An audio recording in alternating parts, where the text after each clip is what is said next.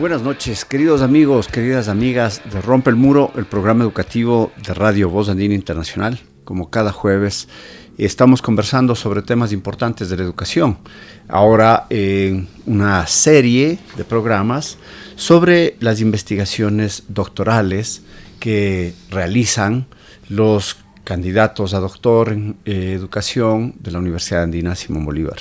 El tema de hoy es precisamente un tema importante sobre el concepto de educación desde el pensamiento de Paulo Freire. Más detalles de esto nos lo dará nuestro invitado. La pedagogía crítica es un movimiento teórico importante en la educación. Es, de hecho, la teoría crítica en este campo. Sin embargo, sus orígenes están en Paulo Freire como el pensador que consolida diversas apreciaciones críticas de distintas disciplinas y desde prácticas sociales también. Estos fundamentos que posibilitan comprender el concepto de educación en el pensamiento freireano, apelando a sus fundamentos, es el trabajo de investigación doctoral que desarrolla nuestro colega Edison Paredes. Edison Paredes, ¿quién es? Es licenciado y máster en filosofía por la Pontificia Universidad Católica del Ecuador, de Quito. Fue docente de esa universidad y coordinador de la Maestría de Innovación de la Enseñanza de Ciencias Sociales y Humanidades de la Universidad Andina Simón Bolívar. Es docente del área de educación de nuestra casa de estudios, la Universidad Andina Simón Bolívar, y es doctorando del programa de educación de esta universidad. Un gusto, Edison. Buenas noches. ¿Cómo estás? Buenas noches, Alexis. Muchas gracias por invitarme nuevamente a este espacio. Un saludo a todos y a todas las oyentes de este programa Rompe el Muro. Gracias, Edison. Y pues unas preguntas quizás para iniciar el diálogo, unas preguntas desde la curiosidad que pueden tener varios de nuestros radioescuchas también. ¿Por qué escogiste este tema? Bien, en el espacio, en la práctica educativa y también en las reflexiones teóricas, sobre todo aquí en nuestro país, la pedagogía crítica no es un campo, digamos así, que se ha desarrollado con mucha solvencia y mucha intensidad. Hay espacios de esta perspectiva teórica y práctica de la educación que están alejados más bien de la academia y se han desarrollado en espacios sociales, de organizaciones sociales, de educación popular, pero en la academia y sobre todo en las universidades pues sigue predominando una concepción más poco crítica, digamos así, en el espacio educativo. Entonces, sí es importante que, desde mi punto de vista, el espacio académico y especialmente el espacio educativo en las universidades puedan tener un espacio de discusión y de reflexión sobre esta perspectiva crítica de la educación que nos genera o nos proporciona unas bases distintas para la práctica educativa. Y en efecto es importantísimo una perspectiva que cuestione ese pragmatismo quizás vigente, ¿no? Pero y abundando un poquito más, ¿qué tipo de enfoque tiene tu investigación? Que desde qué sé yo, desde la Fundación Epistemológica o desde la perspectiva que tú tuvieses. Bien, el tema general de la investigación, para partir de ahí y derivar a lo que tú planteas en la pregunta, es desarrollar una reflexión de la educación como práctica social política en la pedagogía crítica de Paulo Freire. Ahora, la base fundamental de esta investigación tiene dos fuentes.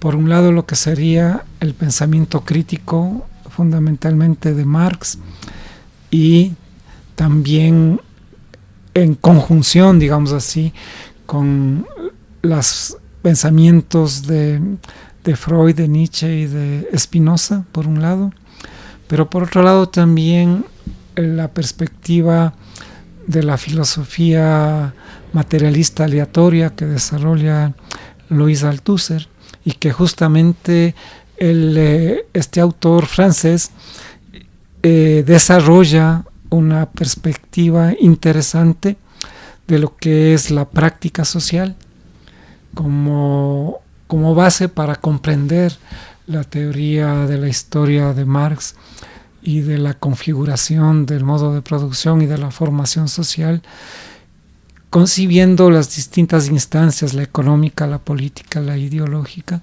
como prácticas sociales estructuradas, es decir, cada instancia constituye una conjunción entre estructura y relación social. Entonces, esto le da una perspectiva muy interesante a la comprensión de lo que es la historia como base de la reflexión de este tema de tesis, pero también le da una perspectiva muy singular al modo de comprender el concepto de educación en Paulo Freire, concebido fundamentalmente como práctica social, ya no solamente como una práctica o una praxis, sino, entendida como una práctica social política estructurada. Entonces, por ahí va la situación, de la base teórica que fundamenta la tesis, y a través de una intervención filosófica ayude a precisar, a desarrollar, a deconstruir y a construir también el concepto de educación en Paulo Freire, porque no hay un texto de Paulo Freire que hable expresamente del concepto de educación. Diríamos que a lo largo de su obra está planteados los elementos que nos ayuden a reconstruir ese concepto y poder desarrollarlo con estas bases teóricas y filosóficas que pueden, enriquecer la idea de educación, y que puede ser de alguna manera un aporte hacia la pedagogía crítica. Y quizás algo que se preguntan nuestros radioescuchas ahora mismo, mientras te escuchan. ¿Por qué estos autores y no otros? ¿Por qué Marx, Nietzsche, Freud, Spinoza? ¿Cuáles? Hay relaciones, pero entre ellos hay influencias. Quizás Spinoza influyó sobre Nietzsche, para citar un ejemplo. ¿Por qué estos y no otros? Estos autores, obviamente, en la historia de la filosofía hay varias corrientes y pensadores y pensadoras que desarrollan distintas perspectivas en el quehacer filosófico, pero estos autores tienen una singularidad, sobre todo Spinoza, que constituye una base materialista en la modernidad, un materialismo que incorpora como base la singularidad y el encuentro y la relación, por lo tanto. Entonces es un materialismo fundamentalmente relacional, que se desmarca de alguna manera de las perspectivas universalistas de las filosofías tradicionales. Entonces, al plantear la singularidad y el carácter más bien, relacional de esta singularidad y entre singularidades, se relaciona fundamentalmente también con el pensamiento de Marx, que planteará la singularidad de un momento histórico, de una coyuntura histórica, y que nos permite comprender esas singularidades como composiciones únicas, ¿no? Y se alejan, por lo tanto, de estas perspectivas de reproducción universalista, ¿no? Como que hubiera una sola vía, una sola posibilidad. Y otra de las cuestiones interesantes de la perspectiva que maneja esta tendencia de la filosofía moderna es la capacidad de crítica, y que se relaciona con el pensamiento también de Nietzsche, ¿no? Que también recoge estos elementos de la perspectiva spinozista y le desarrollan fundamentalmente para plantear un elemento crítico tanto en las concepciones como en las prácticas sociales, y son tendencias filosóficas ligadas a la afirmación de la vida, no a la muerte, ¿no? Sino a la singularidad y a la afirmación de la vida, que son importantes porque retoman y revalorizan el cuerpo, la capacidad del cuerpo individual singular, pero también las capacidades que tienen los cuerpos sociales.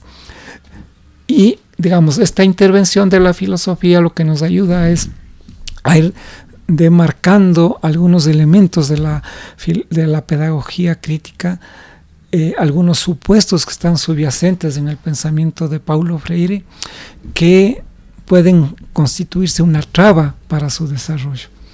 Entonces, por un lado están estas líneas filosóficas, pero por otro lado también está la concepción de la historia de Marx, para poder sustentar el campo educativo como un campo singular por un lado, pero también situacional, es decir, histórico, que se va configurando en determinadas condiciones sociales, históricas, en una determinada juego y composición de las luchas de clases, de los intereses que están plasmados en el todo social y por lo tanto no son universales. ¿Sí? Una forma o una práctica educativa en un país como el nuestro no es replicable en otro país, porque las condiciones y las situaciones son distintas y singulares. Entonces, eso es lo que también aporta la perspectiva de la pedagogía crítica freiriana en conjunción con esta concepción de la historia de Marx. Pero también es importante concebir el espacio educativo, el espacio del aula, también como un espacio de liberación del deseo, es decir, de los anhelos, de las búsquedas ligados a la falta de los sujetos que conforman y configuran el espacio educativo, tanto como docentes y estudiantes, en este encuentro que se da, puedan desarrollar también a partir de sus búsquedas, es decir, de su deseo, lo que ellos anhelan, quieren, desean individual y colectivamente.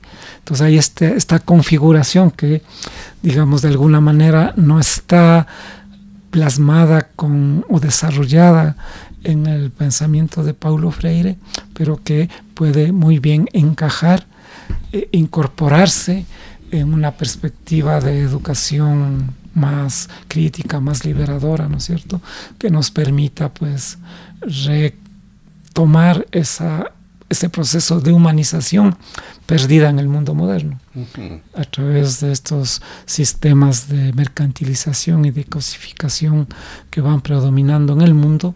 Entonces el espacio educativo en su singularidad también puede constituirse en un espacio de rehumanización de los sujetos y de las relaciones que estos establecen en el espacio educativo. Podemos decir que no es una arqueología del saber del pensamiento freiriano, no es una deconstrucción de lo que propone Freire, sino más bien ir hacia fundaciones. Bueno, posiblemente sí, una suerte de deconstrucción, sí, porque hay la intencionalidad también es que algunos de los conceptos, por ejemplo, el concepto de conciencia y el concepto de concienciación, puedan ser sometidos a una reflexión crítica para incorporar o para ampliar o para desarrollar esa idea o esos conceptos incorporando los elementos del inconsciente. ¿Sí? Entonces implica también hacer una función crítica, ¿no? Porque la educación como espacio de reproducción y de producción y reproducción de las ideologías, sobre todo de las ideologías dominantes, esos procesos de reproducción se desarrollan fundamentalmente en mucha medida de manera inconsciente. Entonces, los procesos de concienciación, de dar cuenta de la situación, no quedan completos, digamos así, sino también se indaga y se reflexiona sobre aquellos elementos inconscientes, sobre todo ligado a la represión, al deseo, ¿no es cierto?, que están ahí implicados en cada sujeto. Entonces, por ejemplo, esa reflexión hay que desarrollarla para incorporar otros elementos en la práctica educativa. Por ejemplo, también uno de los elementos que no se discuten con suficiente profundidad y que a veces se lo asume mecánicamente es el concepto de praxis. ¿Sí? En el concepto praxis, que viene de las tendencias, sobre todo del marxismo y del marxismo italiano con Gramsci, por ejemplo, siguen manteniendo una perspectiva dual, teoría-práctica. ¿Sí? Y por las tendencias pragmatistas que señalaste antes, Alexis, hay una tendencia a jerarquizar la relación teoría-práctica, colocando a la práctica como en la cúspide de la pirámide y la teoría en una condición de subordinación. Entonces, esa relación dual, de dualismo y de jerarquización de la teoría y de la práctica, deviene en una suerte de, digamos así, de desvalorización de la reflexión teórica. Entonces, el hecho de concebir la educación como práctica social y no como praxis ayuda a comprender que también el trabajo teórico, el trabajo de reflexión, es una práctica social. Y que no es lo mismo, obviamente, que la práctica concreta, pero hay una interrelación y no una jerarquización. Entonces, hay unas tendencias, digamos así, que están ahí no muy claras en el pensamiento freiriano, de reproducir la dualidad, ¿no? Que es una dualidad que viene de antaño en la filosofía, ¿no? Cuerpo-alma, por ejemplo, ¿sí? Que está en la base de la filosofía antigua desde Platón hasta nuestros días, digamos así, señalando justamente una dualidad en este sentido cuerpo-alma que se invierte, ¿no es cierto?, luego priorizando y jerarquizando la práctica sobre la teoría. Entonces, esos elementos que no están claros, por ejemplo, en la reflexión de la producción freiriana, es lo que también se intenta hacer una reflexión crítica de eso, una deconstrucción, para desplazar esos conceptos y colocar conceptos más precisos que nos ayuden a pensar que el espacio educativo es un espacio de reflexión y de acción, pero no de una dualidad, que no plantee esta dualidad teoría-práctica, sino que conciba también el trabajo teórico como una práctica social y nos evita así justamente los dualismos y las jerarquizaciones. Importante reflexión, sin duda, porque hay concepciones también de priorizar, categorizar el cuerpo, la mente y el espíritu, ¿no?, como gradaciones distintas, lo cual también dicotomiza procesos en sí, de la educación y en sí de la investigación. Antes de ir a la pausa, una pregunta breve y de curiosidad. Mencionaste esos autores, ¿por qué no otros? ¿O cuál otro podría estar y que sé yo, lo pensaste y no lo incluiste? Claro, están en la filosofía antigua todos los materialistas de Jonia, ¿no? Hay toda una tendencia subterránea, digamos así, como señala Althusser en la filosofía, que va gestándose a lo largo de la historia de la filosofía. Pero ¿por qué Spinoza? Porque Spinoza es un pensador que irrumpe en el mundo moderno y que constituye una de las bases fundamentales para el pensamiento de Marx, ¿sí? pienso que más que los filósofos alemanes contemporáneos, un poco Marx como Hegel o como Feuerbach, es Spinoza el que marca alguna tendencia fundamental en el pensamiento y en el desarrollo de su comprensión de la historia en Marx, ¿no? Entonces es por eso, por esa razón, ¿sí? Y Nietzsche porque hay una crítica radical a la cuestión moral, por ejemplo, en Nietzsche, y hay aunque puede ser una cuestión vitalista, pero son filósofos que están anclados a la reivindicación, digamos así, de la vida, ¿sí? Del trabajo, no de lo negativo, sino de la afirmación de la vida. Entonces, me parece que este elemento es importante para que en el espacio educativo también haya una afirmación de la vida, que no implica, esta idea no implica el no dar cuenta de las contradicciones que se dan a nivel de la vida social, de los espacios sociales en los cuales nos desarrollamos, pero que no suponen una cuestión así, digamos, ontológica, ¿no? O sea, no que ya está dado en la realidad como tal y que sea irremediable, por ejemplo, ¿no? Sino que frente al mundo actual, en donde hay una fuerte tendencia hacia la muerte, hacia el miedo, hacia, digamos, el individualismo, la guerra, la destrucción, este pensamiento, esta práctica y estas reflexiones más bien van por el lado opuesto, hacia la afirmación de la vida. O sea, un poco es un punto de partida Spinoza, también por temas de prácticos, ¿no? De partir desde los materialistas jónicos. Claro, sí, sí. Unos 10 años de investigación. Claro, además, ¿no? Bueno, también está Maquiavelo, ¿no? Maquiavelo es uno de los pensadores fundamentales de esta tendencia materialista en el campo político, y posiblemente sí se ha planteado algún elemento de Maquiavelo en la tesis, sobre todo por la concepción y la perspectiva del pensamiento político de Maquiavelo, que se liga mucho con el pensamiento de Spinoza también. También está Hobbes, ¿no? Pero digamos, Hobbes tiene una vía distinta, está Heidegger, está también las líneas que se desarrollaron a partir de Husserl, Heidegger y Sartre.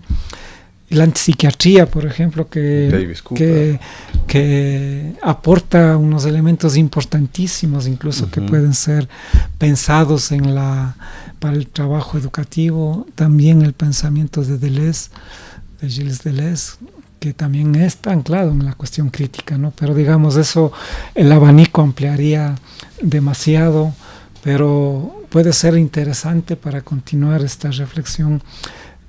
Ir pensando también estos otros autores para fortalecer, darle mayor potencia en estos términos espinocianos de la potencia, darle mayor potencia a la reflexión pedagógica. Usted está escuchando Rompe el Muro, el programa educativo de los jueves, el programa educativo de Radio Voz Andina Internacional. Esta noche conversamos con Edison Paredes, candidato a doctor en educación, con su investigación doctoral precisamente. Vamos, Edison, ¿cuáles son los objetivos de la investigación y cómo organizaste teórica y metodológicamente la misma?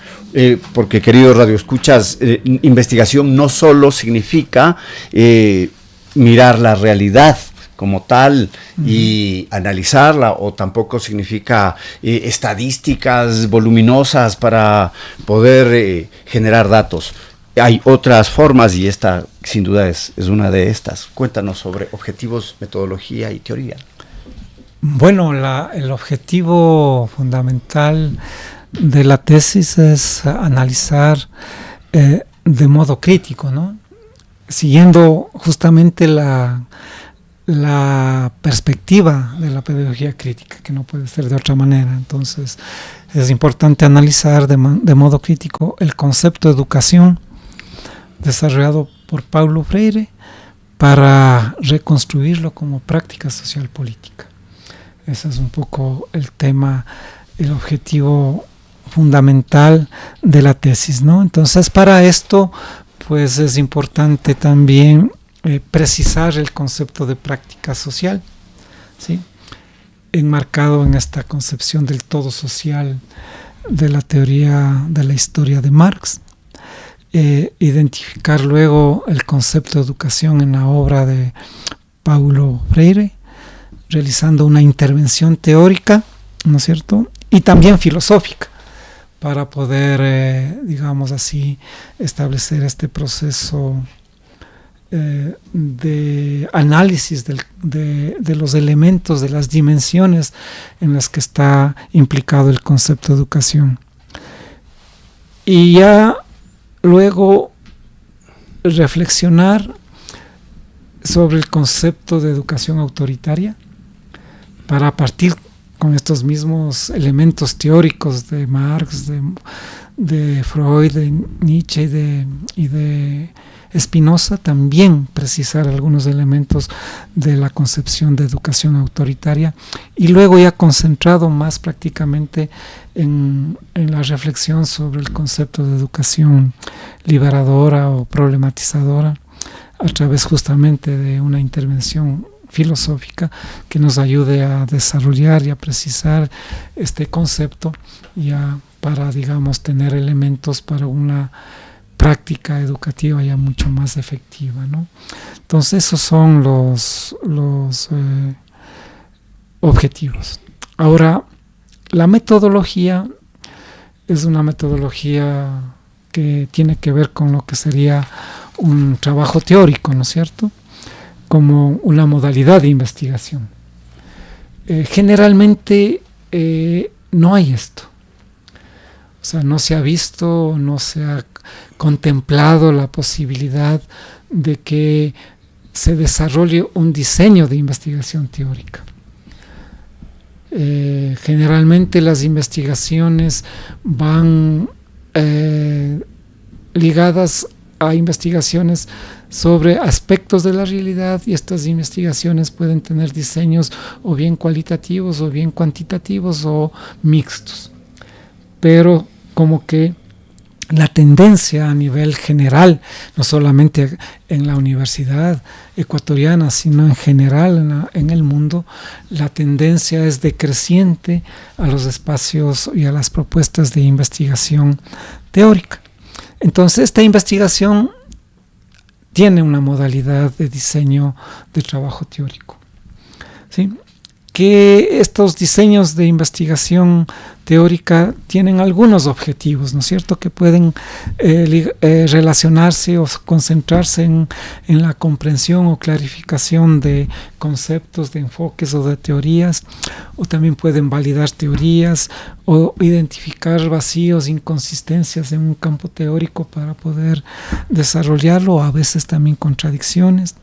Pero también puede desarrollar un proceso de sistematización, de comparación o de crítica de conceptos, ¿no? Proponer marcos teóricos, por ejemplo, realizar síntesis teóricas, generar reconceptualizaciones, que es lo que yo voy a tratar de hacer de alguna manera, y estas reconceptualizaciones, que son una especie de deconstrucción teórica para desarrollar o ampliar el alcance de los conceptos. Entonces se puede desarrollar una mejor comprensión y un alcance de los conceptos, para que con estos conceptos se pueda pensar de manera mucho más clara y distinta, como diría Spinoza, la realidad, ¿no es cierto? ¿Sí? Entonces también se puede reelaborar cuerpos conceptuales, ¿no es cierto? También algunas de estas perspectivas pueden incluso hasta desarrollar modelos, ¿no es cierto? Sí. Entonces, este tipo de investigaciones suponen tener claro cuál es el objeto, ¿no es cierto? El objeto de conocimiento no es una realidad empírica, sino es un concepto, y en este caso es el concepto de educación. Ese es el objeto de conocimiento que se va a desarrollar. Y para poder trabajar ese objeto, es importante algunos medios de producción teórica, ¿no? La teoría, O sea, la teoría fundamental que está aquí de base es la teoría de la historia de Marx, ¿no es cierto? Y la teoría educativa de Paulo Freire, en esta relación, digamos, de lo más general y lo más particular.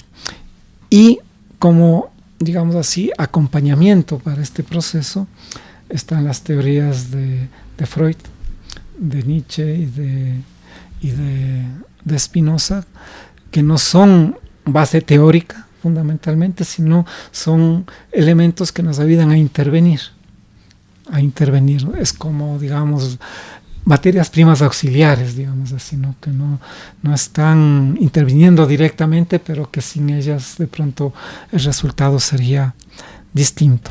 Entonces está esta base teórica fundamental y la base teórica también del materialismo aleatorio althuseriano que, digamos, aporta no solo desde la filosofía, sino desde la teoría de la historia, el concepto de práctica social.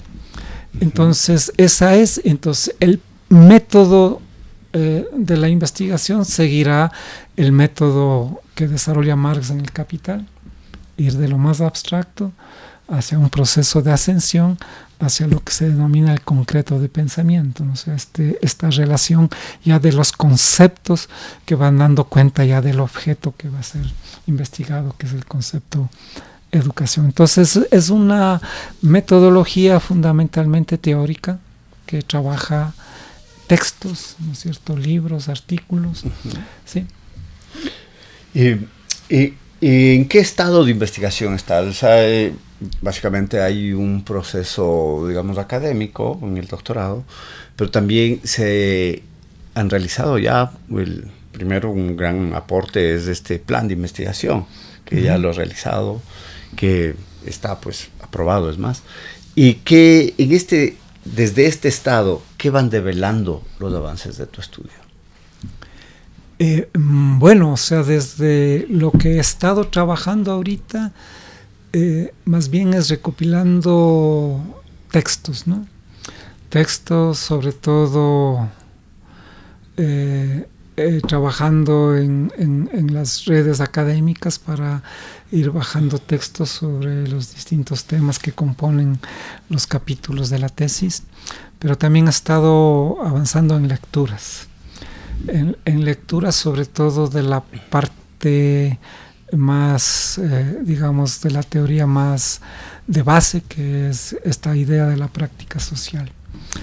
Entonces, hay algunos textos que he revisado de Althusser, en donde desarrolla de manera muy interesante el concepto de práctica social, como práctica social estructurada.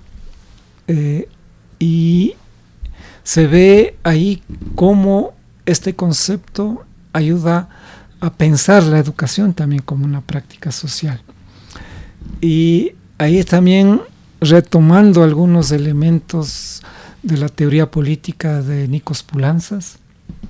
Nikos Poulantzas hace una reflexión entre su teoría política, una distinción entre lo que es la política y lo político para dar cuenta de la instancia política de un modo de producción. Lo político tiene que ver con la parte estructural de la instancia política, que digamos es el Estado, ¿no?, fundamentalmente, y la política que da cuenta de las relaciones sociales, que son relaciones de poder. Entonces, por ejemplo, ligado al concepto de práctica social política, también la educación es una práctica social política. Y como tal, esa práctica social política está compuesta de lo que yo llamo lo educativo, que sería la parte estructural de la educación, donde están, por ejemplo, los reglamentos del currículum, digamos, la composición del espacio, del tiempo, la organización académica, los regímenes académicos, la gestión educativa y todos esos elementos que son parte de la estructura institucional que llamamos la estructura educativa, pero que esta estructura educativa no es posible que se sostenga y se reproduzca sin las relaciones que se establecen al interior de esa estructura. Es decir, las relaciones sociales educativas, que son relaciones sociales políticas, entre estudiantes docentes, entre docentes autoridades, entre estudiantes autoridades, ese conjunto de relaciones que se configuran en el espacio educativo, ¿sí?, son las que sostienen la estructura. Entonces, esa composición es posible lograrla a partir de esta idea de práctica social. Entonces, claro, dentro de la singularidad de la formación social ecuatoriana, la composición entre lo educativo y la educación tiene sus peculiaridades, ¿sí? Entonces, eso es uno de los elementos que se ha estado ya configurando para poder tener una idea un poco más precisa de este proceso, ¿no es cierto?, en cómo se va desarrollando la perspectiva, digamos, de la investigación, para anclarle ya al desarrollo de lo que es el concepto de educación con estas dos dimensiones, ¿no? Lo educativo, la educación, y esta composición da cuenta de una práctica social educativa política. Y por lo tanto, claro, desde la perspectiva de la pedagogía crítica y de la perspectiva de Freire, obviamente la educación de ningún modo es neutral, ¿no es cierto? Está ligado a intereses, está ligado a contradicciones, está atravesado por los intereses sociales predominantes, por las luchas de clases, por los contextos nacionales, por los contextos mundiales, ¿no es cierto?, que le van dando una especificidad muy característica a la educación aquí en nuestro país o en cualquier otro, ¿no es cierto? Entonces, por ahí está yendo la situación, ¿no? ¿Cómo entra en estos elementos también la reflexión de Spinoza, por ejemplo, sobre la cuestión? Hay un concepto importantísimo en la perspectiva spinociana, que es el concepto de inmanencia. Entonces, determinadas prácticas educativas en esta composición de lo educativo y la educación ligados a la educación autoritaria, ¿sí?, no son inmanentes, son trascendentes, es decir, implican jerarquía, ¿sí? Entonces, alguien quien ocupe el lugar jerárquico impone al otro perspectivas, visiones, modos de ser, modos de pensar, modos de vivir, etcétera, etcétera. Esa perspectiva vuelve trascendente a la relación. Pero cuando entramos a los espacios de educación liberadora, ahí cambia, se vuelve una cuestión más inmanente. Es decir, se desarrollan las capacidades propias de los sujetos y de los cuerpos colectivos, sin que haya jerarquizaciones. Y tanto lo uno, lo inmanente y lo trascendente son parte de un mismo espacio educativo. Entonces, entre estos elementos, por ejemplo, de la perspectiva spinociana, con la cual se puede tener una mejor comprensión de la relación en la práctica educativa, por ejemplo, ¿no? Sí. Estamos en Rompe el Muro, en el programa de esta noche sobre el concepto de educación en Paulo Freire, la investigación doctoral de nuestro colega Edison Paredes. Justamente, Edison, al final del bloque anterior, mencionabas estos temas que son de una educación autoritaria y de una educación liberadora, que tú pues investigas ya y, si cabe la palabra, deconstruyes desde las relaciones cómo se caracterizan la una y la otra.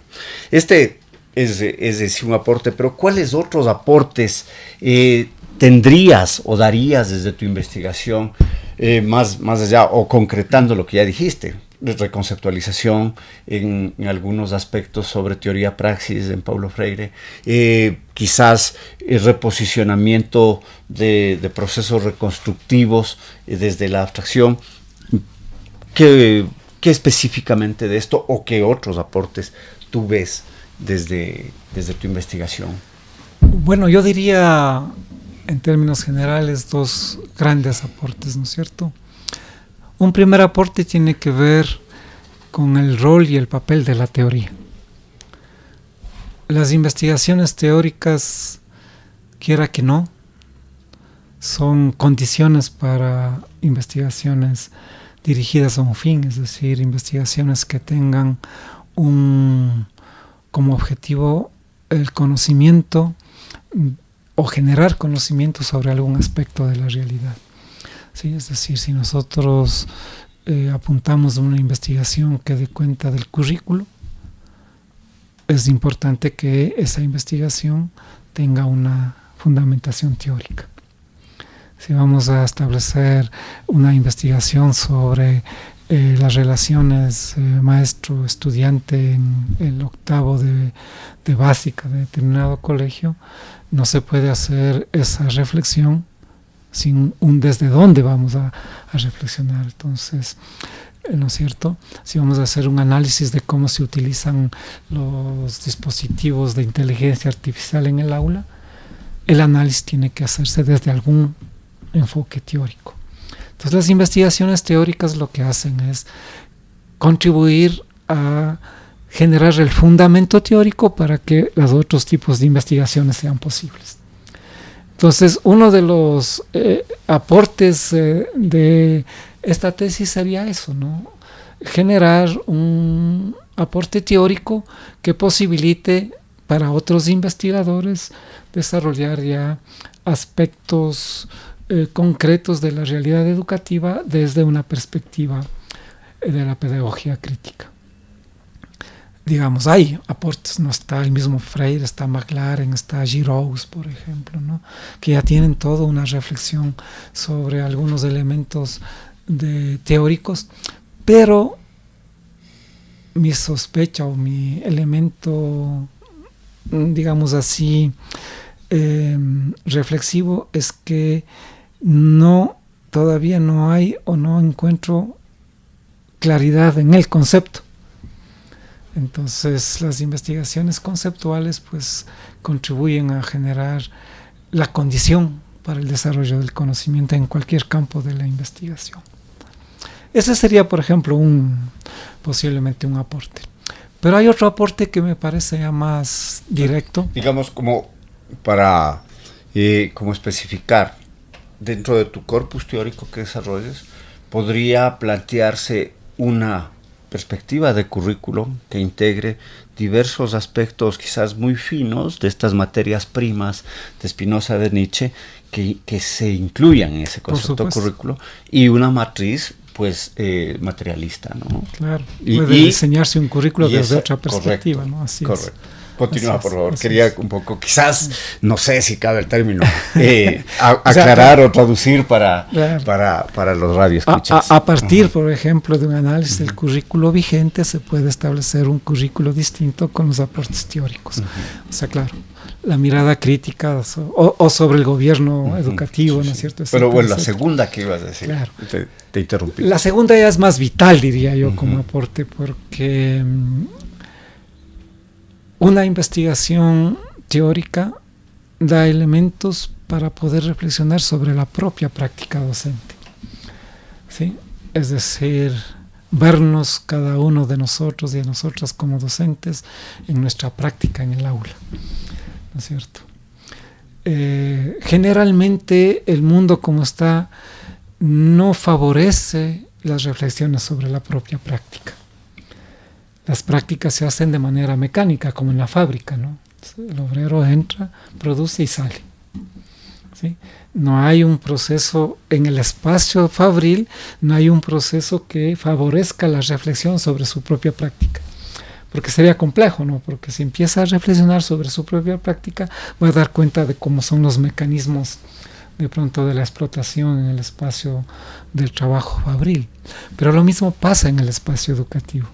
Cuando el docente entra al aula, no reflexiona sobre su propia práctica. Tampoco los estudiantes reflexionan sobre su propia práctica. Entonces asumen los roles de manera pasiva, naturalizada, ¿sí? Reproduciendo los esquemas que han aprendido en los diferentes espacios de formación, sea esta universitaria o no.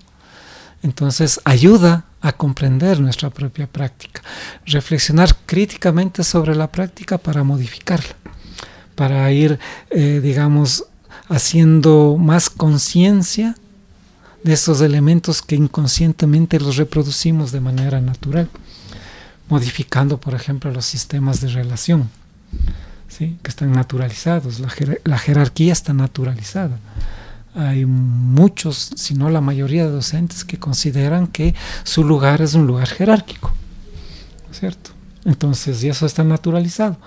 Estos elementos ayudan, por lo tanto, a pensar la práctica justamente no desde la trascendencia y de la jerarquía, sino desde la inmanencia. Es decir, la capacidad que tenemos los sujetos, las personas, de asumir determinados compromisos, riesgos, situaciones, relaciones en un momento determinado. Y esta reflexión crítica nos lleva también a cuestionar la cuestión del ser, ¿no es cierto?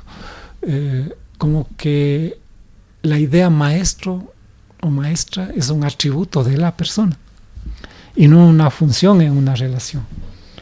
Entonces decimos, yo soy el docente, y como yo soy el docente tengo por naturaleza estos atribuciones, ¿no es cierto?, dados por naturaleza o por orden superior, sea autoridad terrena o supramundana, ¿no es cierto?, o institucional. Entonces, este es otro de los aportes interesantes. Me cuestiono por qué en el ámbito educativo, sobre todo de la formación educativa, no se promueve el desarrollo de la teoría, ¿sí? Sino es determinadas recetas para ser aplicadas en el aula. Entonces, como es un recetario, voy y aplico y no reflexiono sobre los supuestos, sobre las concepciones que están detrás de una determinada receta, ¿no es cierto? Sí, y eso ayuda a esto, ¿no? O sea, que podamos mirarnos a nosotros mismos y a nosotras mismas de nuestras propias prácticas, en nuestros supuestos, en nuestras riquezas, pero también en nuestras miserias, ¿no?, como humanos y humanas. Y bueno, te decía por qué es importante tu tema, pero ya has abundado en las importancias de ello. ¿Crees que los resultados mejorarán la educación? Y si lo crees, ¿de qué manera lo harán? Porque es otra dimensión, eso sería claro. La práctica, digamos, ir a generar una nueva propuesta o usar los conceptos. ¿Crees que será posible? Creo que así como mejorar la educación está muy, muy lejos. Pero sí tener algún nivel de incidencia en los espacios microsociales del aula, ¿sí? Ahí donde hay posibilidades y receptividad, porque el campo educativo y sobre todo los docentes y las docentes son muy receptivos a la perspectiva, digamos, de reflexión reflexiva, sí, sobre todo aquellos que hacen de este trabajo docente su objetivo de vida, ¿no? ¿Sí? Pero también los otros, porque encuentran también en el espacio educativo un modo de humanización. Entonces, en esos espacios microsociales que rebasan el ambiente del aula, también está en otros espacios microsociales en donde se puede tener una buena incidencia. ¿Sí? Y sobre todo también en los espacios de organización social y popular y en las luchas sociales en donde esta perspectiva de pronto tiene digamos, mejores condiciones de ir calando, incidiendo, componiéndose, digamos, con las diferentes prácticas y luchas sociales. Otras dimensiones para la educación popular, ¿eh? Claro, por supuesto que sí. Aportes para que Paulo Freire no se convierta también en un recetario. Uh-huh. Super Edison, estamos llegando al final de este programa, queridos amigos, queridas amigas. Un gusto, como siempre, estar con ustedes. Antes de cerrar, algo que quisieras referirte, algo que no se ha tratado y que quisieras subrayar o contar. Bueno, sí, el hecho de que de todas maneras el espacio académico también es un espacio de disputas, es un espacio de reflexión, así como cualquier espacio de lucha social, el aula también es un espacio de disputas, en donde se juegan no solamente las concepciones y las prácticas pedagógicas, sino se juega también la vida de la gente, ¿no? De maestros y de estudiantes. Nuestra vida se juega también en el aula. Por eso el espacio educativo, al mismo tiempo que es un espacio de riesgo por las relaciones que se establecen, pero también es un espacio riquísimo de vida, de compartir, de desarrollar procesos, proyectos. Es un espacio de crítica, es un espacio de alegría también, ¿no es cierto? Esa alegría que fortalece las capacidades, pero también es un espacio de temor, de miedo, de inseguridades por los contextos y por algunas relaciones que se van estableciendo.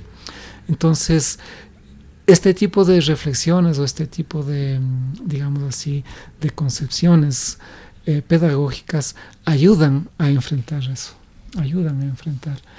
Y claro, o sea, el